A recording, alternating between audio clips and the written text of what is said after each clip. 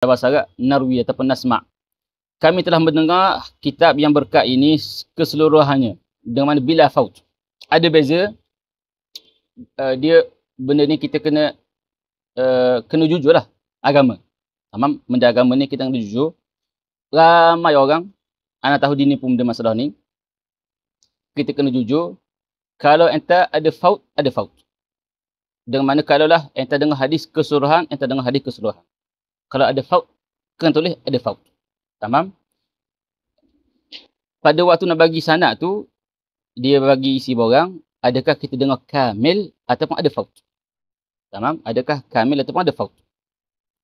Ini oleh kerana benda agama, kita kena jujur. Kalau antum dengar faut, ada faut. Tamam? Kalaulah kamil, kamil. Tamam? Dia ada beza. Sama'an dengan ijazatan. Contoh macam boleh jadi ada, mungkinlah bukan semua orang mari penuh. Kalau orang mari penuh pun kadang-kadang dia tidur. Kan? Tak ada masalah pun. Jadi sebab itulah dalam sanad kita akan tulis sama'an wa ijazatan. Katakanlah dalam kitab ni ada 415 hadis. 415 hadis. Enta dengar ana baca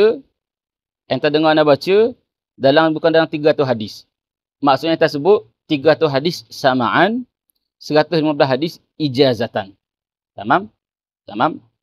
Kalaulah yang paling kuat, sami'tu ke semua 415. Dengan mana memang kita dengar.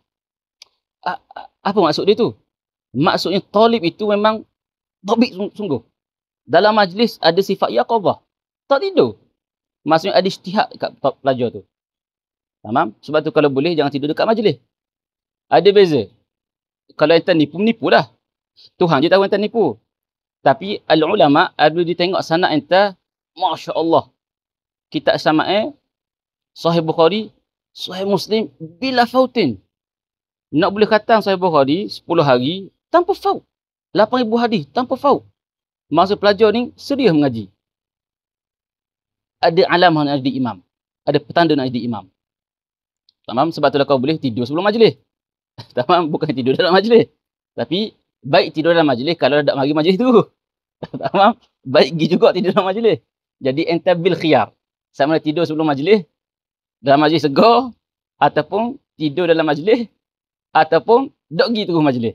Hak mana? Tamam? Jadi pilih sendirilah hak mana hak munasabah dengan enta lah maksudnya. Jadi begitu. Jadi kena jujur dalam masalah ni. Tamam? Jadi sekarang ni oleh kerana anda bagi ijazah, jadi kalau siapa dengar habislah. Kalau siapa yang dengar separuh, maka separuh lagi tu ijazah. Dengan mana sama' separuh, ijazah separuh. Tamam? Kalau kita dengar 2 hadis saja, 2 hadis sama', 413 lagi ijazah. Adakah boleh riwayat juga? Cuma martabat lagi rendah gitu je lah. Sebab dia ada maratib at-tahammul dengan maratib al-ada'. Tamam? Ijazah ni lagi rendah daripada sami'tu. Tamam? Ijazah ni lagi rendah daripada qara'tu. Tamam? Taib. Guru di ijazah, maksudnya ijazah saja.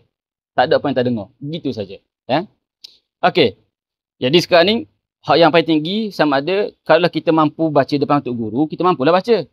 Qara'tu. Ataupun sami'tu. Hak tu tinggi juga. Tamam? Sebab guru baca, kita dengar. Ataupun qira'atan alaihi. Kita dengar, guru pun dengar, ada orang ketiga baca. Contoh macam majlis dekat Masjid Azhar, Masjid Husin. Qira'atan ala syekh. Kita dengar, qira'atan ala syekhi. Sami'tu qira'ata talibin ala syekh. Di mana ada 3 taraf. Bukan syekh baca, bukan kita baca, tapi ada 3 taraf. Kita dengar, guru dengar, orang ketiga baca. Tamam?